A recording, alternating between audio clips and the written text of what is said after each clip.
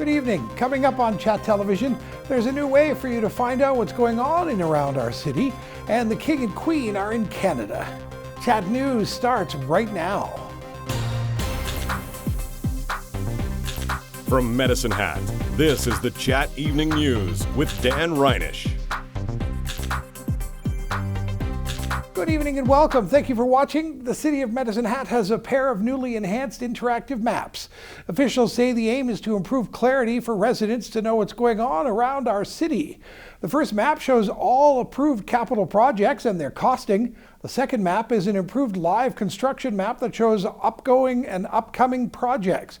Manager of Engineering Sandeep Parikh and says the maps help keep the public informed. It's always to provide the right information, and of course the things change, so we need to keep updating those maps as we go, especially when it comes to scheduling and timelines. But costs are generally budget that's been approved by council, so generally those that are reflected on those maps. For links to the maps and to see our Chat News live construction page, visit chatnewstoday.ca. A new Medicine Hat resident is asking for your help tonight. Candace Prince's vehicle was broken into last night, and among the items stolen was her father's ashes. She's desperately trying to find them and is worried that with garbage being collected tomorrow, they could be lost forever. Prince is asking everyone who lives near her to check their garbage to see if the ashes have been thrown away. Prince lives on the Southeast Hill, and her home is located a couple of blocks east of Safeway on Division Avenue. She's also asking for residents to make a quick search of their property or alleyways in case the ashes were left on the ground. Prince says the ashes are in a royal blue velvet bag. The container inside of the bag is a black plastic box. She says they were left in the vehicle overnight because she had just returned from her father's memorial over the weekend. Prince says her father was the reason she moved to Medicine Hat this year. In the last 3 years, I've lost my entire immediate family. So my dad was actually the last one of my immediate family left. And, as far as his ashes go, he didn't really say where he wanted to be laid permanently to rest, but he did request that wherever it was that I put him with my mom. So now obviously that's going to be impossible to do without having his ashes. So that's really disappointing and obviously hurts a lot. Prince says she's sure that if it was anyone else's father, they'd be hopeful for a positive outcome and be very grateful to anyone who would be willing to help.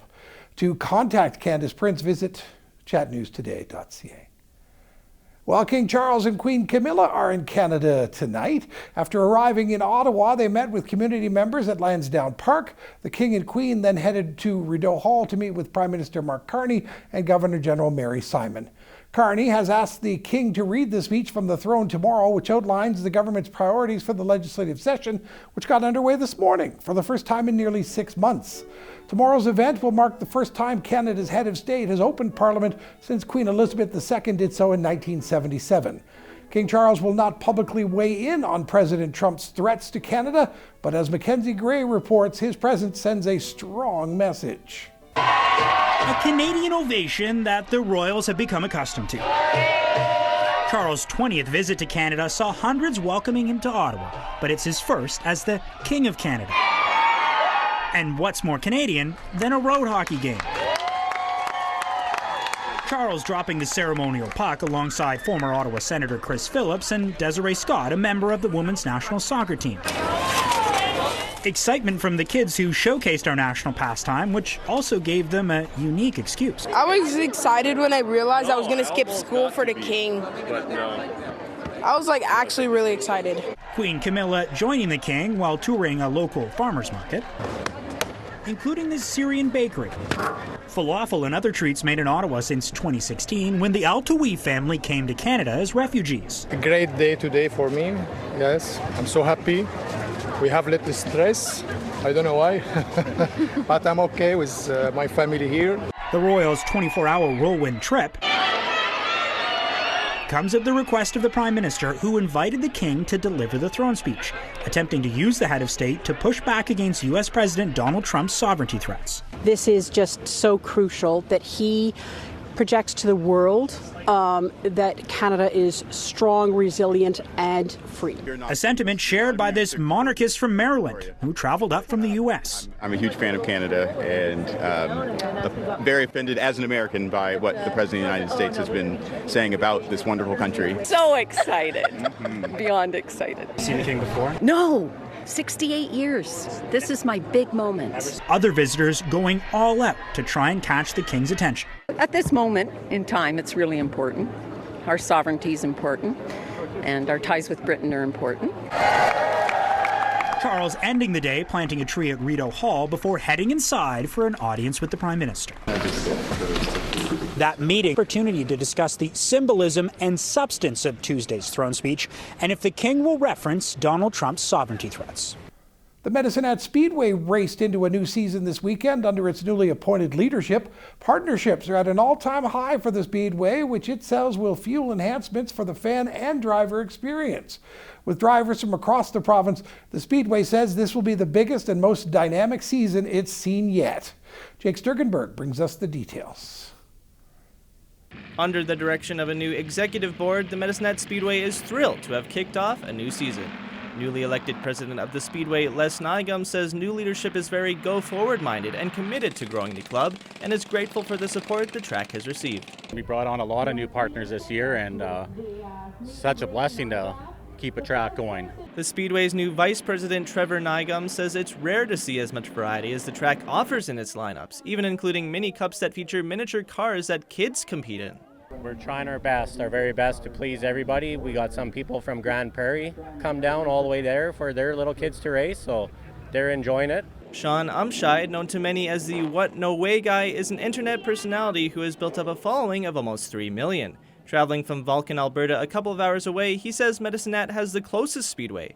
Umscheid says having been able to create videos with his car called the Cobra Chicken on the speedway, he decided to become a partner of the track. Well, it kind of like allowing us to come down and make some videos on the track, and we were like, hey, like maybe we should put our name out here too. So we decided to sponsor this year, and I mean, it's a small track, and we don't want to see tracks go away, and if we can support it in any ways and help it stick around, then we will. Umscheid says good management of a track involves proper treatment of its racers. And that's the biggest thing. You got to have fans in the stands, you got to have racers to put the fans in the stands. So if you treat your racers good, you're going to have fans that come out and watch them race. Laurel Holowati Halderman, business development manager of the Speedway, says corporate sponsorship enables the track to continue supporting staff and volunteer expenses, which is what keeps the Speedway's wheels turning. Just keeping things exciting for the fans, etc. But a real big goal of ours, we have to get our track repaved. So we're looking bigger and better even next year, and our corporate partnership is what's going to keep us alive. Les Nygum says the Speedway is proud to see drivers from across the region continue competing in Medicine Hat. For more information on upcoming race schedules and the Speedway's new affordable pricing, visit us at chatnewstoday.ca. The next race will be held for Mark Hanna Memorial Race Day on June 7th, and the final race of the season will take place on September 20th for a Partner and Fan Appreciation Day. Jake Sturkenberg, Chat News. You might remember last summer when I took you with me to Torrington, Alberta, and the world-famous Gopher Hole Museum. Well, they're having some problems, and they're fighting to stay open. So after this season, they will definitely need new buildings and probably a new home. If you can help them by making a donation to the world-famous Gopher Hole, I know it would be appreciated.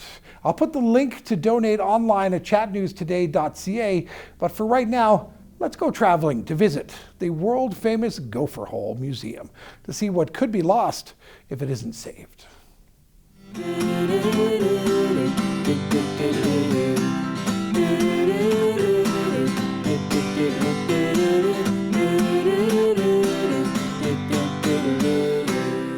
Traveling with Dan.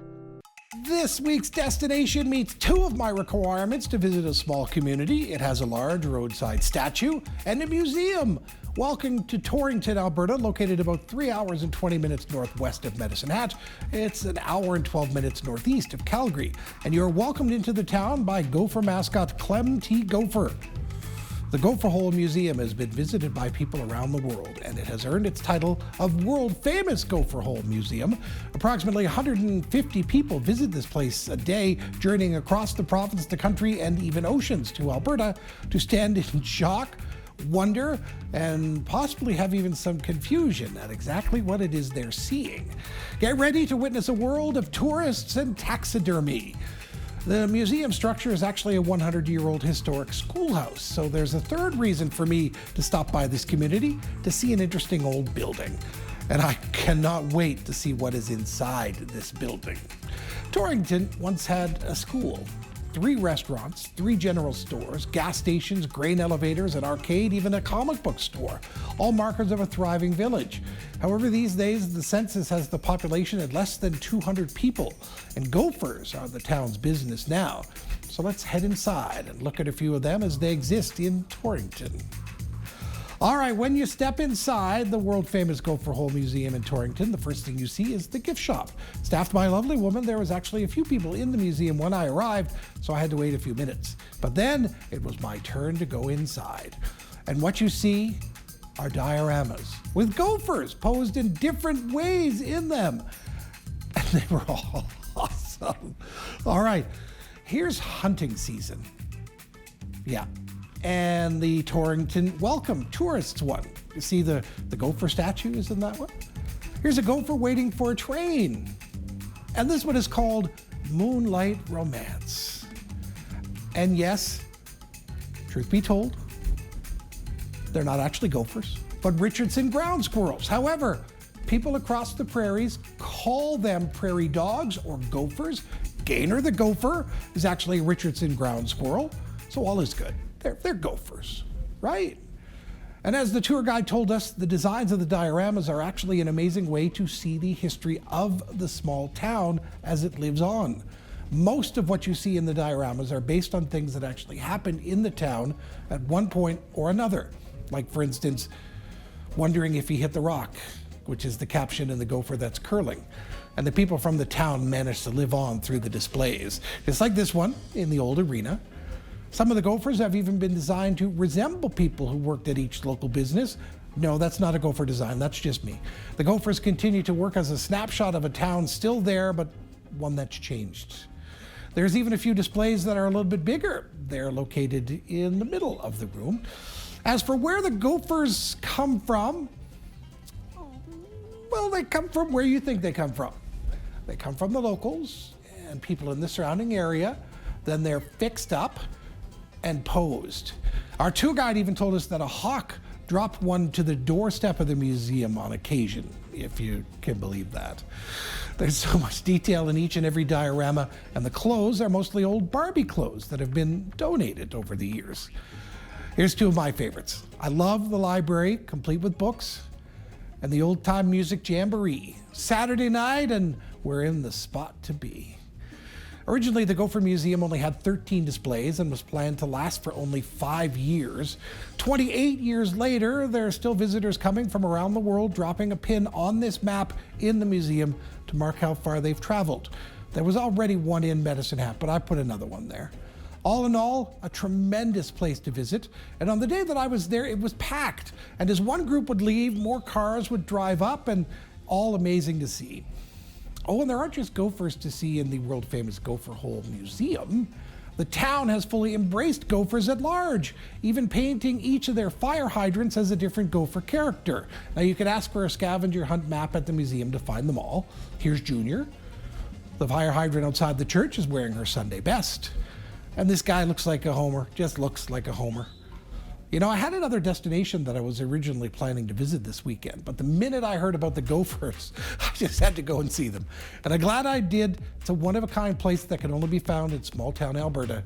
As the community of Torrington continues to shrink, here's hoping the museum finds a way to survive, thrive, and grow.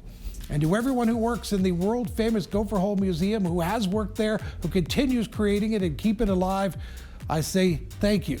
As the Alvis fire hydrant comes on screen, well, thank you very much. I had a great time. Traveling with Dan. All right, the link to make a donation can be found online at chatnewstoday.ca. That's also where you can find older episodes of Traveling with Dan.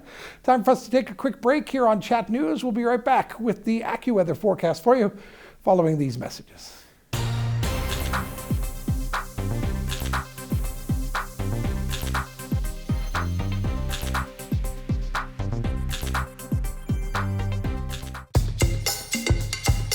Chat Weather, brought to you by Design Flooring Center. Talk to their experts and find your perfect floor. Chat Weather, powered by AccuWeather. Oh my gosh, it's hot. It's hot outside. I'm wearing a jacket and it's hot outside. Oh my gosh. Whoo, whoo. 28 degrees is what we got to today. It's still 28 degrees in Medicine Hat and area, and the winds, they're blowing. I don't need to lick my finger to tell me that. The wind is from the south at 30 to 50. The high today was 28. The low is 15. And it was very nice all across Alberta today and across Saskatchewan as well. Now, as far as the radar is concerned, not a lot of action. Not a lot of action on the radar, but there is some action on the Futurecast. Yeah, there's some watches and warnings to talk about. Let's do that in just a second, though. As far as we look at Brooks tomorrow, Brooks just sunny tomorrow. Yeah, there's a slight chance of some precipitation in Brooks tomorrow, but mainly sunny. Leader, lots of sunshine for you as well. And in Maple Creek, plenty of sunshine for you too. Now tonight in Medicine Hat and area, partly cloudy, 30% chance of a thunderstorm.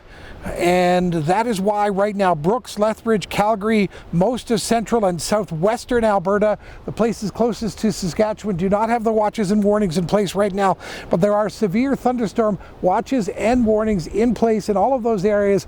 Nothing in Medicine Hat right now, but it is possible that with the risk of a thunderstorm tonight, that it does move over to our part of the world. Tomorrow morning, it's all going to blow over, mainly sunny and 17, and then Tuesday, not quite as warm as it is out here right now. Whoo! 28 degrees out here right now. It'll only be 25 tomorrow. Then there's going to be lots of sunshine. Wednesday 27, Thursday 30, Friday 26, and Saturday 29. So plenty of sunshine as this week goes on. It's going to be a very sunny week. Not quite a heat wave, but very, very, very, very, very sunny. Now, as far as the weather picture is concerned, I actually didn't receive a lot of pictures of the balloons. So I guess people figured everybody else would be sending them in. So there's no point of you sending them in. But Cyril sent this one in. A great mirror image and called it Touchdown on the South Saskatchewan River. Cyril, thank you very much for sending it into WeatherPix at chatnewstoday.ca, brought to you by Prestige Windows and Doors. And thanks to everybody who sent in balloon pictures. It was a tremendous event this year, the Rise Up Hot Air Balloon Festival. Congratulations to the organizers and everybody out there taking pictures personally and professionally. There's some great sharing going on, just like I've just shared the weather forecast with you. It's hot outside, going to be hot this week.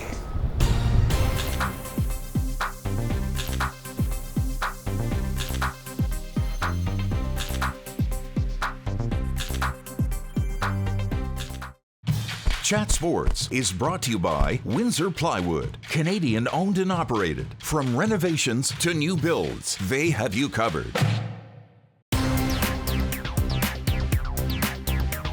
In sports tonight, the Medicine Hat Tigers are preparing for their second game of the 2025 Memorial Cup as they get set to take on the QMJHL champion Moncton Wildcats. The Wildcats are 0-1 in the tournament, while the Tigers are 1-0 after winning the opening game on Friday night against Rimouski. With a preview of tonight's game, here's the voice of the Tigers on Wild 94.5 FM, Will Bryant. It is the second round-robin game of the 2025 Memorial Cup for your Medicine Hat Tigers as they look to improve to 2-0 on the tournament and secure themselves at least a spot in the semifinals, joining London, who is also 2-0. Standing in the Tigers' way is the QMJHL champion Moncton Wildcats, who are going to be not quite fighting for their tournament lives, but pretty darn close. They lost their opening tournament game to London 3-2 in overtime. Their netminder Matthias Rousseau made 45 saves in the loss. Expect to see another standout showing from Rousseau tonight. From the Moncton side of things, a player everyone's going to want to keep an eye on is the name Caleb Caleb Denoye. He is the 7th-ranked North American skater, according to NHL Central Scouting, for this upcoming NHL draft.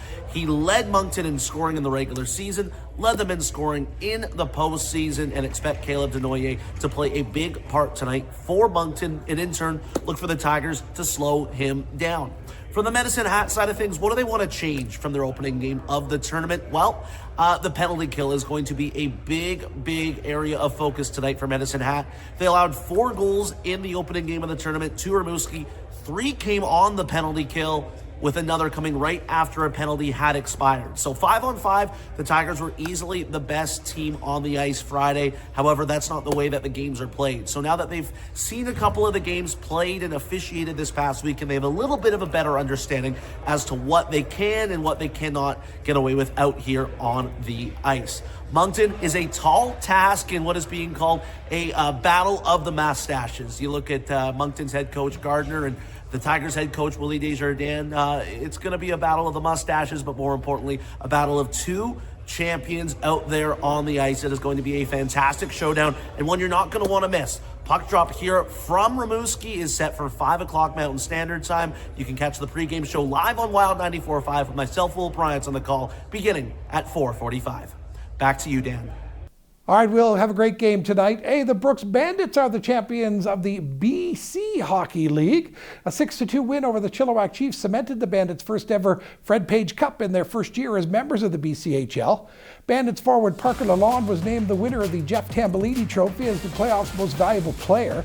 Defenseman and team captain Ethan Bayer accepted the Fred Page Cup from BCHL Commissioner Steve Cocker before being swarmed by his teammates. The championship trophy capped a postseason that saw the Bandits lose just 5 times in 21 games. Congratulations to the Brooks Bandits. And that's it for Chat News tonight. Go Tigers, go! And we'll be back here for you at noon and 5 tomorrow. Have yourself a great evening, and we'll see you then. Thanks for watching.